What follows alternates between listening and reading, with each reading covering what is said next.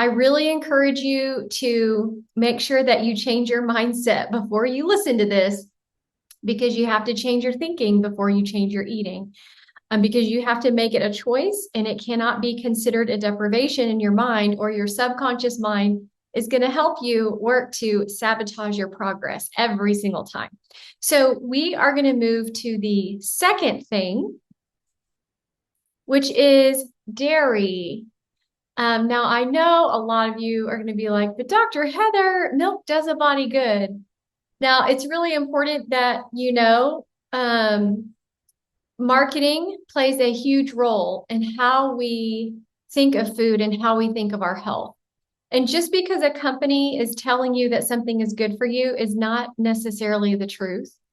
It's interesting because there was an article that was posted several months ago, I think back in May, about the dairy industry. And the interesting thing about the dairy industry is that it's also subsidized by the government. And I think it was after World War II, they had loads and loads of dairy and cheese, and we have so much storage of that. Did you know our government is storing caves of cheese? And so they had all of this cheese that they bought as a surplus from the dairy farmers, and they had to sell it.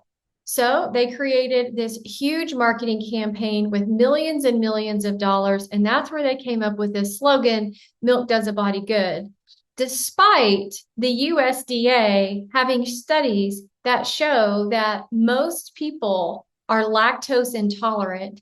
And it also shows that consuming dairy increases inflammation. But it doesn't matter that those studies say that. The slogan from the marketing department is milk does a body good, because they had to sell the milk.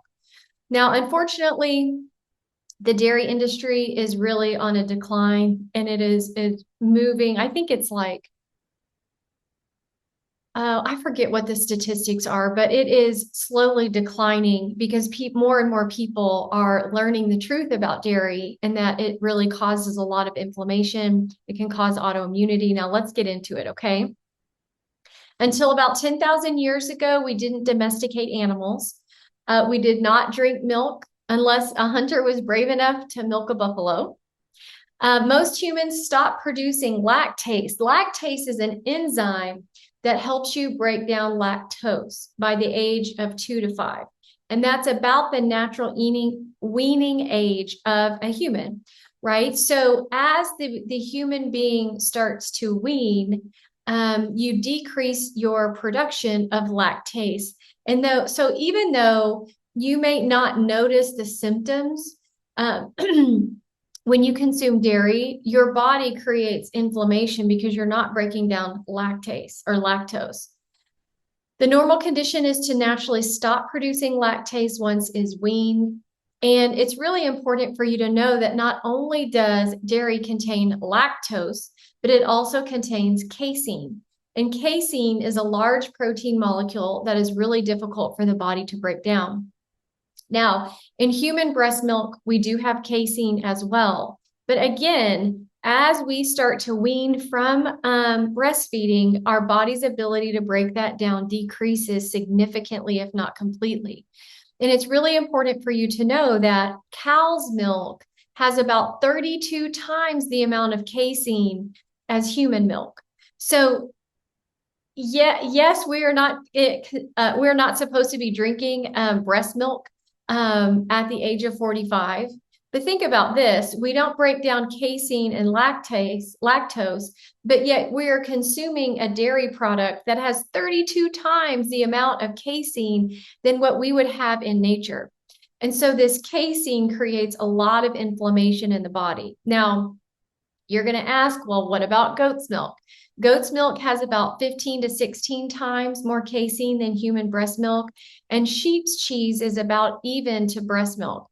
But that doesn't mean that you should be eating sheep's cheese, because it has casein in it, and we are no longer breastfeeding, right? Like, we are no longer drinking milk from humans. We should no longer be drinking milk from other mammals. And did you realize that we're really the only mammals that drink another mammal's milk? In the wild, we really don't see other animals nursing from a mother. all right, or other than their own babies, right? Or if somebody has adopted a baby, then they'll start nursing them. But for the most part, we really don't see in the wild other animals drinking another mammal's milk. All right, and then the US started pasteurizing dairy in the early 1900s. And when we pasteurized dairy, it killed all the enzymes that help us digest the dairy in the first place, right? So not only should we not be eating dairy in general, raw, but we really shouldn't definitely not be eating pasteurized dairy. The way that they know that dairy has been pasteurized properly is they do an enzyme test. And if everything is dead, then that means it passes the enzyme test. There's no active enzymes in there to help you digest this product. So, it's definitely not good to have pasteurized dairy. It's still not good to have raw dairy. All right, milk. This is really important because this big giant marketing campaign where milk does a body good, and we hear that milk reduces fractures, and we hear that milk has a lot of calcium.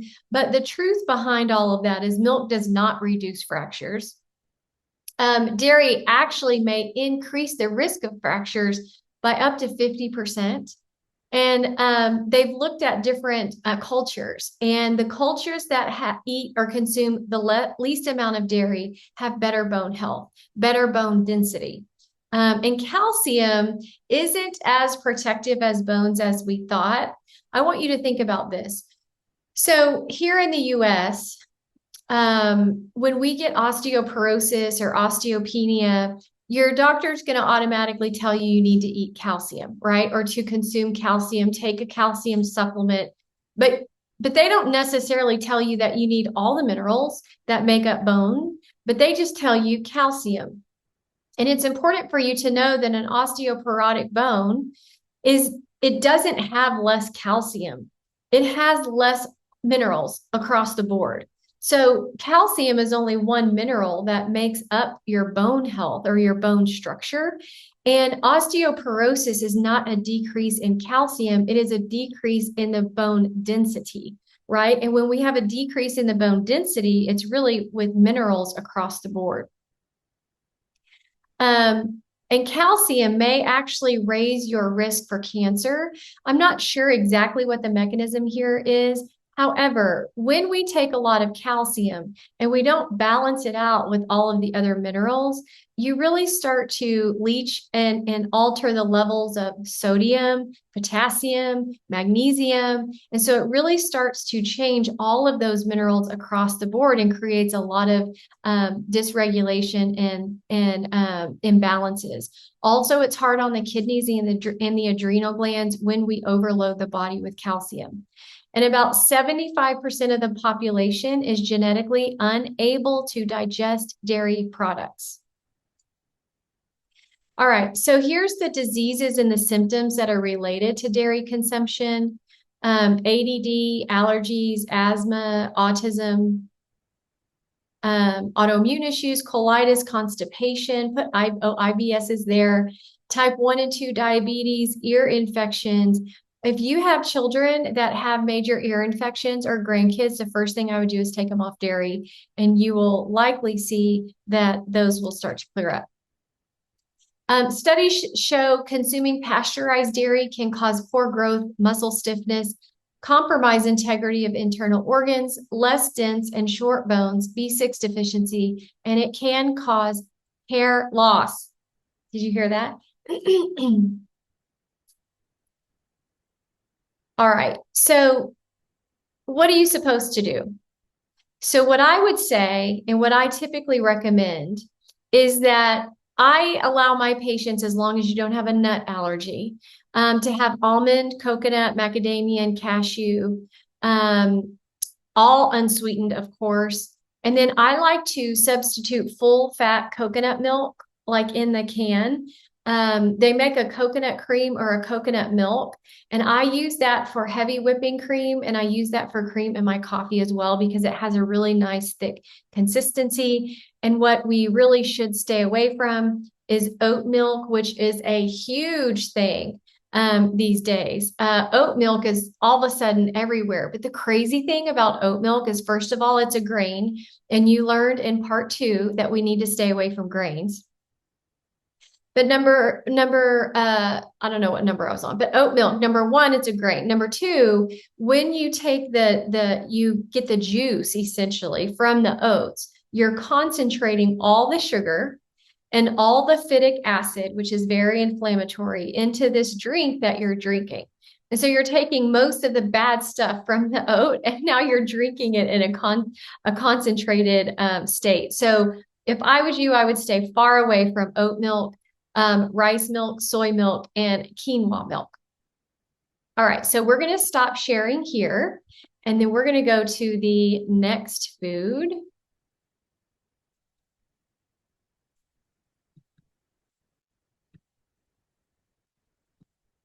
All right, soy. So we have gluten, we have dairy, and now we have soy. And especially so many of you who are moving into that menopause, postmenopausal season or phase of your life, a lot of the major commercial advertising is telling you that you should have soy because soy is a phytoestrogen and it's going to really help with your estrogen levels and your hot flashes. This couldn't be further from the truth. All right, so 94% of soy that is grown in the US is genetically modified, right? So they genetically modify this so that it survives the big doses of herbicides like we talked about in part 1, the glyphosate, the Roundup. And so this genetic modification truly will start to impact us on a huge level of our health. Now, it also has high levels of phytic acid. Wait, I just said that with oat milk, right? So phytic acid causes a reduction in the assimilation of calcium, magnesium, copper, iron, and zinc, all of those essential minerals. It inhibits trypsin, and that means it interferes with protein digestion and may cause pancreatic disorders and stunted growth. Vitamin B12 analogs are not absorbed and actually increase the body's requirement for B12. This is huge because a lot of people who go vegan or go vegetarian, they substitute their protein with soy. And when this happens, you really significantly increase your body's need for B12. Now, soy phytoestrogens disrupt the endocrine function. They disrupt your endocrine function and could cause infertility and promote breast cancer in adult women. The phytoestrogens are potent anti-thyroid agents that cause hypothyroidism and may cause thyroid cancer. So if this isn't enough for you to completely stay away from soy, I don't know what is. So not only is it disrupting your hormones, it's also messing up your mineral balance in the body. And it's also can cause hypothyroid and cause thyroid cancer. Now, when infants consume formula like soy milk formula, it's been linked to autoimmune thyroid, whether that's Hashimoto's or Graves' disease. And you even see infants that start going through puberty. Infants, like where they'll have genital hair growth and they'll start to develop breast super early, like as a baby. Consumption of soy increases the body's requirement for vitamin D. Now, as they are processing and making soy protein isolate, the proteins that they're working with are very fragile. And as they heat these proteins up, they become denatured and they become very toxic. And it's really important because, you know, this soy protein isolate is it's in so many things. So if you're looking for any kind of protein bar or protein shake or anything with added protein, you need to look to make sure that it doesn't have soy protein isolate. Okay, now the processing of soy proteins results in the formation of toxic lysoalanine and highly carcinogenic nitrosamines. Now, the free glutamic acid, or MSG, monosodium glutamate, is a potent neurotoxin, and it's formed during soy food processing. Now, this doesn't necessarily make it onto the label. So if something is formed during the processing of the food, it's not considered an ingredient, so it doesn't go on the label. All right. So know that when they are really processing this soy protein, it produces MSG on its own. And you guys should know that MSG, it stands for monosodium glutamate. And they're getting really tricky right now on labels, and they're putting monosodium glutamate, hoping that you won't recognize that that is MSG. I was just down visiting my parents and my brother's family, and he likes to cook. And so he just caught some redfish, and he was going to grill redfish on the half shell. And I was looking at all of his ingredients because I always have to come back and kind of double check behind his back. And I saw this blackening season. I'm like, oh, that's a brand I think that we can't have. And so I look at the back, and sure enough, it says monosodium glutamate. I'm like, didn't you read the label? And he goes, well, I thought I did, but I didn't see MSG, because he's looking for MSG, and now they're starting to change it, because it used to say MSG on the label, but now they're getting tricky saying monosodium glutamate. So just know that that's what you're looking for, and it is toxic to your brain. And the last I checked, none of us want cognitive decline, right? Nobody's going to say, yep, I would rather have MSG than have cognitive decline. At least you're not making a conscious decision about that, hopefully. Hopefully, some of you might be. Now, soy foods contain high levels of aluminum, which is toxic to your brain and to your nervous system and to the kidneys, right? Aluminum is one of those heavy metals that I've talked about earlier that impacts your immune system.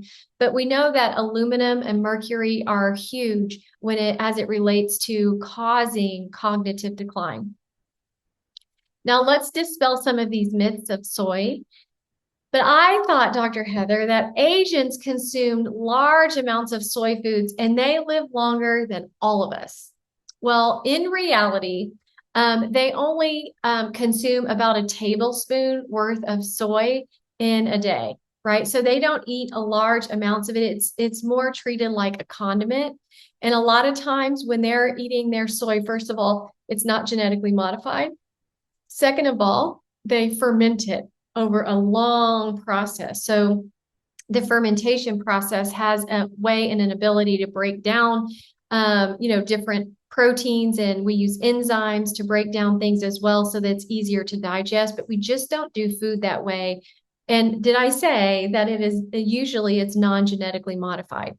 It's pretty crazy, because Mexico and other countries are starting to stop the import of genetically modified foods from the United States. How crazy is that? And a lot of countries are not allowing those seeds into their country any longer. And some of those countries have destroyed all the genetically modified crops and abandoned that practice. And they're going back to normal seeds that have not been genetically modified. But not us. We're pushing forward. And I kind of dispelled this as well. Modern day soy foods are the same as traditionally fermented soy food. They are vastly different. Soy foods provide a complete protein. They do not provide a complete protein. They are deficient in sulfur-containing amino acids, methionine and cysteine. And also, when we start processing this soy, it denatures lysine. So you're not getting all of the amino acids, and we need amino acids are building blocks of muscle. There are building blocks for many different things that we use in the body, which is why protein is so important. And you want to get as much of a complete protein as possible, right? That's why animal protein is going to be the best option of protein versus plant proteins, because plant proteins, most of them do not contain a complete amino acid profile. All right, fermented soy can provide B12, and we just learned earlier that the compounds that resemble B12 in soy cannot be used by the human body. In fact, it actually requires the human body to have more B12 or need more B12. All right, we talked about soy formula is safe for infants. It is not safe for infants. It has a lot of toxins in it. It creates a lot of pancreatic issues. It creates a lot of issues with hormones and vitamin D absorption. Another myth is soy can prevent osteoporosis. It actually increases the need for calcium and vitamin D, right? So it decreases your calcium and vitamin D in the body. Another myth is that soy protects many types of cancer. We can just flip all of these around. Soy actually increases the risk of cancer, especially breast cancer and other estrogen dominant cancers. And we also learned about thyroid cancer. Soy foods protect against heart disease. That's actually, it's just not true. So I think a lot of times marketing companies, they'll pick any little thing out to market it for a health benefit so that you'll start eating it and you'll buy their product. But it just really isn't true. It is pretty crazy too. Like, we talked about gluten in part 1, and we talk about grains, and they tell you that if you eat gluten or you eat grains for breakfast versus bacon and eggs, that you're going to lower your cholesterol. And remember, when things turn into soy or when things cause inflammation, it actually is not true. It causes major issues with your cardiovascular system. Soy estrogens are good for you. These soy isoflavonones are phytoendocrine disruptors, right? They disrupt your endocrine system. They can prevent ovulation and stimulate the growth of cancer cells. And the same thing when we're looking here, soy foods are safe and beneficial for women to use in postmenopause. I think we can probably agree that that is not true. It stimulates the growth of estrogen-dependent tumors and causes thyroid issues. And then soy foods are good for your sex life. Well, guess what? Asian women, when they wanted to decrease the sex drive of their husbands, they would start feeding them more soy. So their husband's sex drive would go down and leave them alone. So soy foods are not good for your sex life. Those Asian ladies knew a lot more than what we know now, or at least what the marketing companies want us to know. Now, here's some references. If you want to learn more about all of this stuff with soy, here are the references for you. Now, here's a question. Is corn a vegetable or a grain? I'm going to let you answer that in the comment section. Is corn a vegetable or a grain?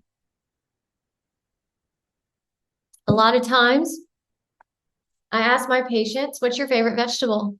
And many of them, especially before they used to watch the master class, many of them would say, corn. I eat lots of vegetables. Corn is an amazing vegetable. But in reality, corn is actually a grain. Corn is not considered a vegetable. Now, I know a lot of you Texans are not going to like me because I say that we should stay away from corn.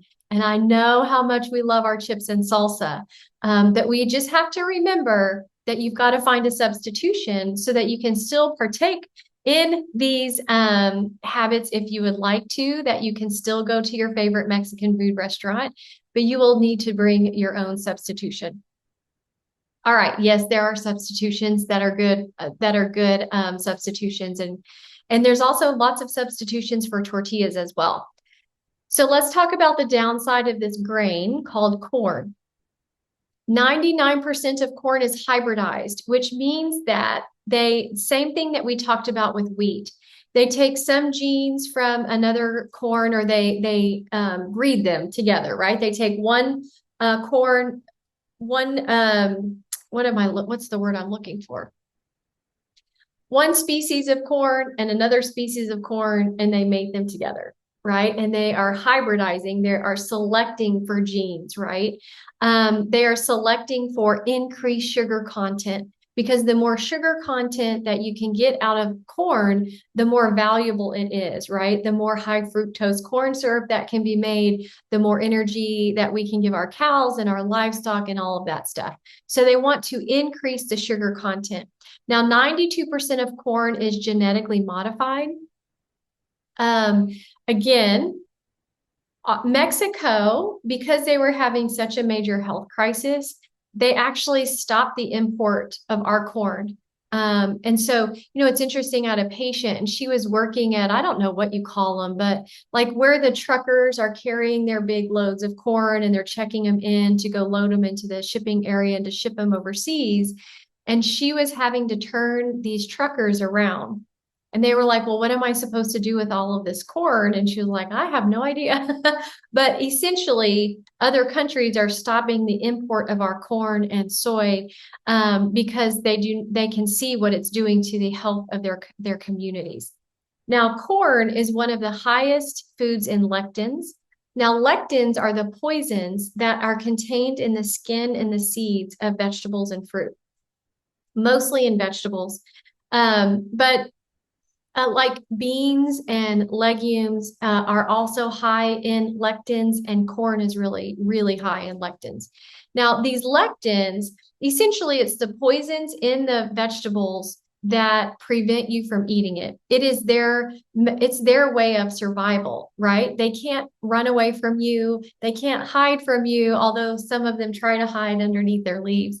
But it's really important because this is their way of ensuring that they're surviving. So these lectins cause allergies, and it causes bloating by creating a histamine response. It can cause leaky gut and an imbalance of your gut flora. Remember, we talked about genetically modified foods. They impact the shigamate pathway, and that shigamate pathway is found in bacteria. And so it actually kills the bacteria that you need to actually help digest your food and keep you well and keep you healthy. Corn causes major weight gain. When you eat corn, it turns into sugar, and then it causes an insulin response. And that means your cells take in as much sugar as they possibly can for energy, and the rest of it is stored as fat. This is why they give corn and grains to livestock, because it's what helps fatten livestock, right? When you eat something that's grass-fed and grass-finished, the meat has significantly less amount of fat, and so much so that it looks completely different, and you have to change the way that you cook grass-fed and grass-finished beef, right? Because it doesn't take so long to cook. You want to cook it as little as possible. Otherwise, it becomes tough because you don't have that marbling or that fat throughout the muscle tissue. I want you to think about that. When we eat a steak and we want the marbling, it's like we want the fat that's in the muscle tissue. Fat really should not be in muscle tissue, right? If you want a healthy animal, you do not want fat in the muscle tissue. You want muscle in the muscle tissue, right? Think about that as it relates to ourselves. When you start to have fat in the muscle tissue, you are considered obese. And these animals, we are giving them all of these grains, not to mention genetically modified grains. And it's really interesting to me because during COVID, you saw a bunch of these feedlots killing their livestock because they couldn't get them to the processing centers because the processing centers had been closed down because the workers couldn't be in close proximity. And I didn't understand like why they were killing the cattle. I was like, why wouldn't they just keep the cattle alive like for a couple more months, or even if it was another year before they had to process it? Because essentially all of that cattle, it just went to waste. Poor cattle. They didn't even get to fulfill, their purpose in providing food. And so as I was understanding and doing more research, and many of you know, I also raise cattle, and I was understanding that if they didn't start killing their cows, they would start dying, because the cows that are about to go to slaughter, that have marbling in their muscle, that have been eating grains and sugar their whole life, are essentially diabetic. And so if they didn't start killing the cattle, they would either start dying or start getting very, very sick, because first of all, their living conditions are not good at all. And it's amazing to me that we're literally eating diabetic cows, and that's what we think is really good. So I want you to think about that the next time that you go to eat corn, or you have this idea that you are really being deprived from grains. It's like, do you want marbling in your muscle? Do you want diabetes, right? Do you want insulin resistance? And you can look at what it does in our livestock, and that's exactly what it does to you. It is no different, right? So you just have to change the pictures in your mind, and the words that you say to yourself. So corn causes weight gain. It causes marbling in the meat. It causes insulin surges, which leads to insulin resistance and diabetes. It contains the phytonutrient phytate, which is also phytic acid. Do y'all see a trend here? I see a trend. So in oats, in grains, in corn, in what else did I say? Soy, we have this phytic acid, which it prevents the proper absorption of iron as well as zinc and selenium. And selenium is extremely important for our thyroid health.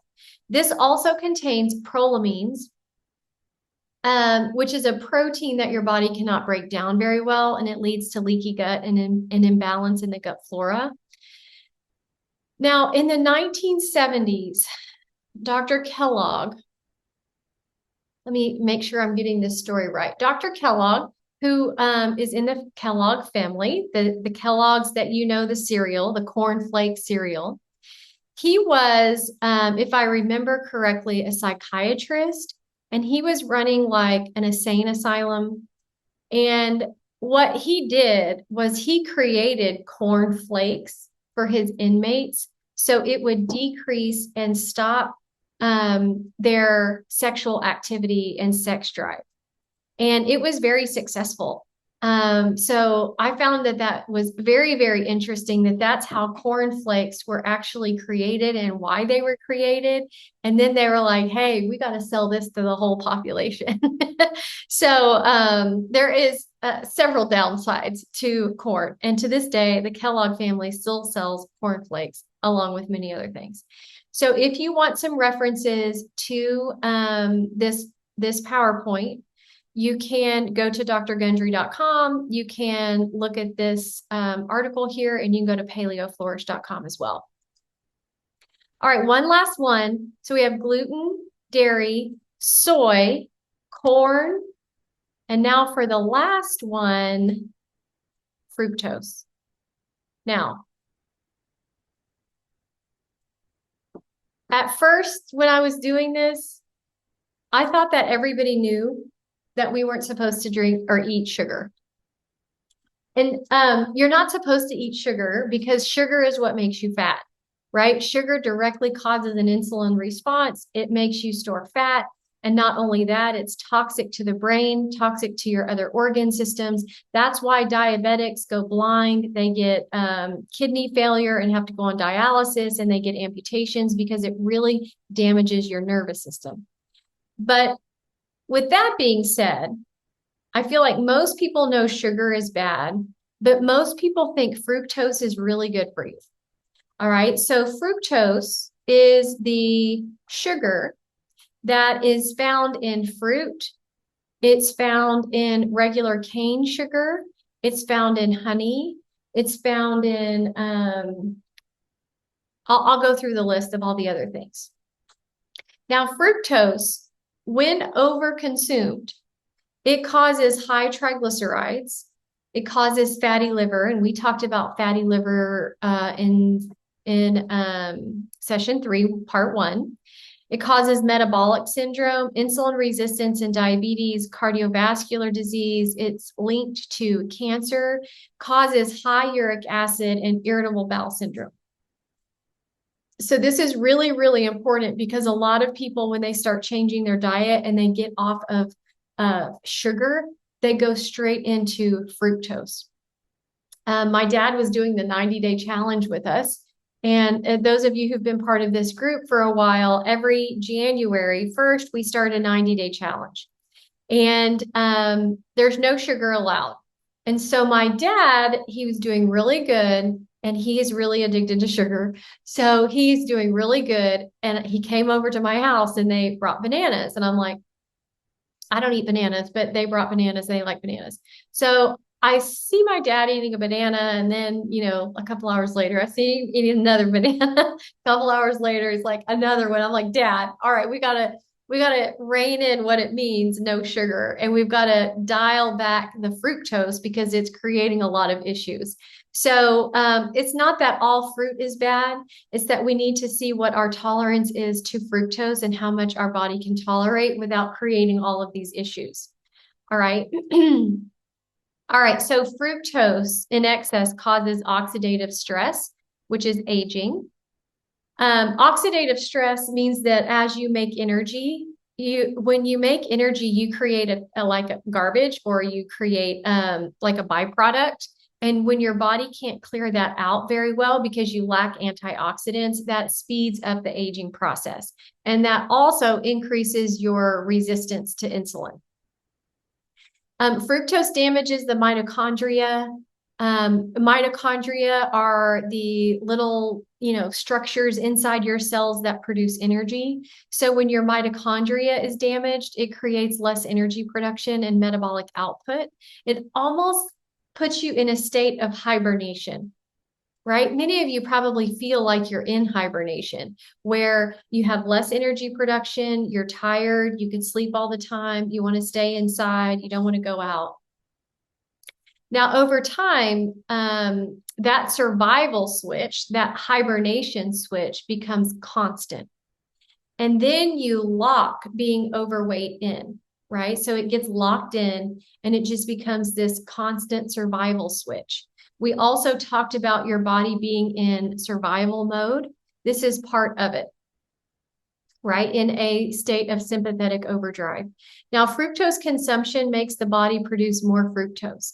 So when you eat fructose, the little bacteria in your gut start producing more fructose. And it's really hard to break that down. And so you'll see your blood sugar go up regardless of what you're eating. Now, when ATP, or energy, when it drops, the body thinks that there's not enough fat, even though there's plenty of fat. Isn't that crazy? So the body's like monitoring how much energy are these mitochondria producing, because when we've used up all of our glucose stores, we start to turn our fat into fuel, and we use the fat to make energy. But as energy starts to go down, it's like, oh my gosh, we need to go into survival mode. So we are going to start storing fat. It prevents existing fat from being broken down, and it causes more fat storage. It stimulates hunger and thirst and causes leptin resistance. So leptin is a hormone that makes you feel full. It makes you feel satisfied. There's two hormones, actually, leptin and ghrelin. And when we have leptin resistance, or we have an imbalance in these two hormones, it decreases your willpower. And it's like you want to forage all day long. So here are the foods that contain fructose. Fruit and fruit juice. The thing that you should stay away from in this category completely is fruit juice, because it takes all the sugars and concentrates it with water, and you take out all the fiber, and that causes an instant insulin surge. All right. That's why when people have really low blood sugar and they're hypoglycemic and they're about to pass out, they give them orange juice. Why? Because it's an instant blood sugar surge. All right. Table sugar and cane sugar contain fructose, high fructose corn syrup, honey, agave. This is also marketed as being an alternative healthy sweetener. It is not. It has high fructose levels. Molasses, wheat, and grains all contain high fructose. So what do you do? First of all, you can reduce the insult, which means reduce significantly the amount of fructose that you're consuming. For me, for the most part, the only kind of fructose that I consume, it might be in berries. So I look at the fructose content and even the fruit that I'm eating. And I'll have an apple every now and then. But mostly I keep it to berries because they are low in fructose. And then I just take away all of those other sweeteners, all of the fruit juice, all of that other stuff because we don't need it. Now, the other thing you can do is intermittent fasting. Now, intermittent fasting is a big trend right now. And I feel like for most of us in this group, that probably isn't the best thing to do yet, because a lot of us have issues with insulin resistance and we don't have a lot of metabolic flexibility. And some of us, most of us, would fast for way too long, and then our blood sugar drops, and then we have a blood sugar spike. So for me, I was playing around with intermittent fasting and I love fasting. Tell me not to eat, I'm fine. Right? Like I don't have a problem with fasting. I'm so busy all day that it's really easy for me to fast. But I was doing intermittent fasting and I thought, okay, I've been doing it for like 30 to 60 days. I'm going to go get my blood work done. It should be the best it's been ever. So I go get my blood work done and I was shocked because my A1C was a 5.6. That's 1/10 of a point from being pre-diabetic. I'm like, how is this possible? My diet is absolutely perfect. I only have like a 4 to 6 hour eating window. I'm sleeping well. I'm exercising. I'm on point with everything. How could my A1C be like that? Well, so I go get a continuous glucose monitor. And what I found out is that because I was fasting for so long, around 11 o'clock, my blood sugar would drop. And I mean drop, like in the 60s, and I didn't even know it, did not feel it whatsoever. Then my blood sugar would spike up to about 120. It would stay at 120 for a while. And then it would come back down, and then I would eat, and then it would be stable while I was eating. And then at nighttime, it would drop again at night. And when I would wake up in the morning, my blood sugar was over 100. I'm like, this is absolutely crazy. So I said, all right, I'm going to go back to what I've been teaching people to do for over 20 something years. And I'm going to go back to eating in the morning. And as I was looking at my blood sugar, I could tell that I needed to eat before like 10:30. And as long as I ate before 10 or 10:30, my blood sugar was much more stable during the day. And then it was more stable at night. But I had to eat pretty consistently and I had to eat by 10 o'clock. So for me and my demands, right? Like the stress of the job, right? I'm talking to patients and really using a lot of brain power all day long. Plus I work out every day. And my diet is really clean. My body, that was just too stressful for my body. And so every person is different. So intermittent fasting can be helpful. But what I hear from most people is I've been intermittent fasting for a long time and the scale's not moving and I don't necessarily feel any different. But fasting is easy for most of us, but I don't think it's the right answer for all of us. Low carbohydrate diet, exercising in zone 2. You should take at least 200 milligrams per day of vitamin C. This helps your body process this fructose better. And then there are alternative sweeteners that are allowed. So stevia, monk fruit, and pure dark amber maple syrup. All right, ladies. So I want you to think about something for me. As you are processing through all of this, right? We now know that you will change your life if you get rid of gluten, dairy, soy, corn, and fructose. All right. When you start removing those out of your diet, you're going to dramatically change your blood sugar, liver function. You're going to change your body's fuel source. You're going to increase your body's ability to make energy, and you're going to decrease inflammation, and you're going to start impacting the immune system, right? But it is easy to do for 30 days, but it's difficult to do as you move forward if you don't have the right mindset and you don't have the right pictures in your head. So for me, the way that I've constructed the pictures in my head so that I'm not going off of the marketing that these companies want me to have in my head so that I can't live without their product, For me, I picture gluten like rat poison. Gluten is literally like rat poison. And so I'm not tempted in the least bit to have gluten. If I see some amazing smelling pastry, I'm not going to even be tempted to eat it because I know that it's rat poison dressed up in a costume. That's how I look at it, and that's how I stick with it. Now, the other thing about dairy, dairy has hormones in it. And I'm not talking about hormones that they're putting in it, but dairy, right? Breast milk has growth hormones because the point of dairy, the point of all breast milk, whatever mammal it's coming from, is to grow the baby as quickly as it can to get it so that it's self-sufficient and it survives. Um, Breast milk has insulin-like growth factor, which really speeds up the growth, right? And it is, if we're taking cow's milk, you take an 80-pound cow and you're trying to grow it to a 1,200 to 1,500 pound cow in 8 months. I don't know about you, but I am not trying to be a 1,200 pound cow.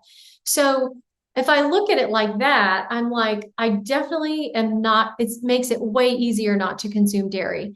The other thing about that is that when you're eating cheese, and I know cheese is so amazing and you love cheese so much, and trust me, you're not different. You're the same as all of us because everybody loves cheese. But it takes 12 pounds of milk to equal 1 pound of cheese. So I want you to think about 12 pounds of those hormones concentrated into this 1 pound of cheese. And we are eating it like crazy and wondering why we cannot lose weight. We're wondering why we have a lot of sinus congestion and ear infections, and why we have a lot of phlegm and mucus. All of that is likely caused from dairy. And why do we have inflammation and our joints are sore and painful? So for me, I'm like, I am not trying to grow to be a cow. So I am not a baby. I am not an infant. I am not trying to survive. I don't need all of that right now. So that just doesn't go with my goals. And so it's easier for me to think about that, and easier for me to make a choice, and easier for me not to feel deprived. Now, soy, I don't know. I've just seen pictures of babies that have pubic hair, and it's like, oh my God, do not give me that at all. And I know it's genetically modified, and I've seen studies of rats that ate genetically modified food and grew tumors all over the place. And so for me, that it just doesn't fit at all. So I'm not tempted to eat soy. Corn is difficult. But I also think about this is how they fatten cows, right? So even once they're off the breast milk, they have to actually continue to fatten the cows so they get more money and they get more marbling. And so when I think about corn, I just think I don't want to gain weight. Like for me, it's not important. I don't want to have diabetes. I don't want to have insulin resistance. It's really important to my thyroid and my immune system for me to stay away from corn.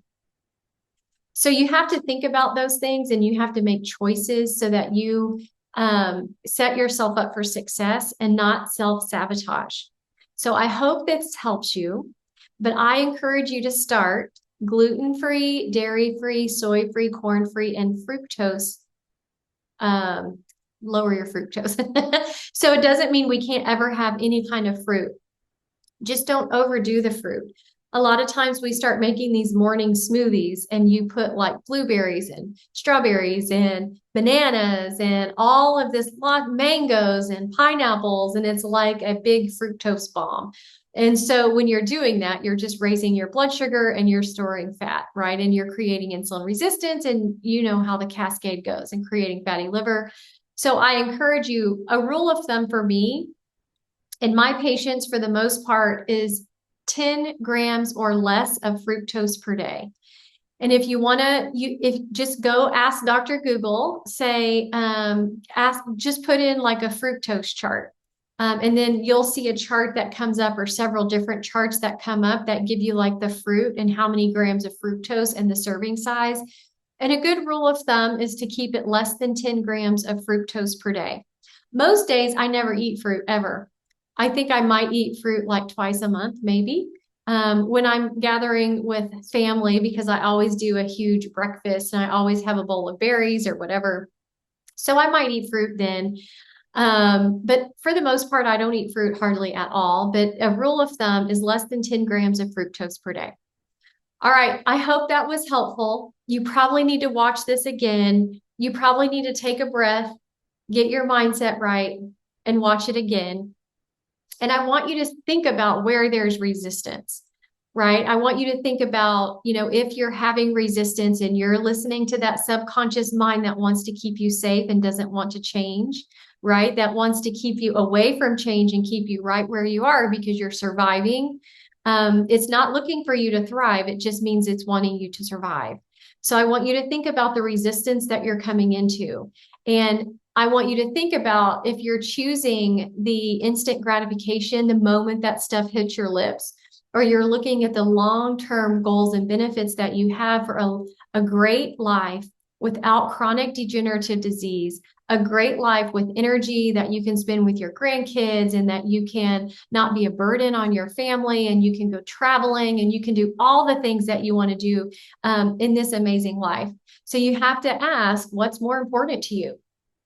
And sometimes that's a hard question to answer. So it requires some thought and contemplation. But I just want to encourage you to start implementing these because it will start to make changes in your life.